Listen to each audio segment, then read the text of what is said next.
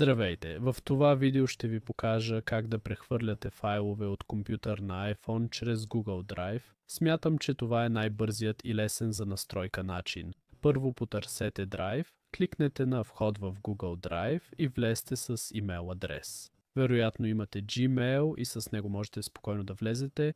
Google Drive е просто облак, като iCloud. Може да ползвате iCloud, но е по-сложен за настройка, ако не е автоматично конфигуриран. Сега искам да прехвърля това изображение на моя iPhone. Това работи по същия начин с всички видове файлове.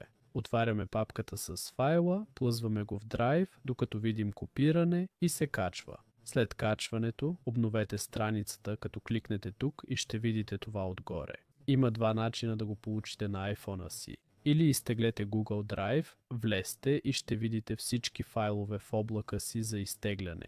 Повечето не искат приложение, затова ще го решим иначе. Избираме нашия файл или файлове. Можете да задържите отляво и да изберете няколко файла. Да вземем един десен клик, после споделяне, пак споделяне. Важно е да променим на всеки с връзката и да копираме линка. Трябва да получите тази връзка на iPhone-а си. Има различни начини за това. Изпращаш го на някого в Discord и имаш Discord и на телефона си. Същото е възможно с WhatsApp или по имейл. Сега просто ще го изпратя на някого в Discord. Тази връзка изглежда така. Трябва да замъгля останалото. На телефона виждаме връзката. Кликваме върху нея и виждаме файла. Сега кликваме върху иконата за изтегляне.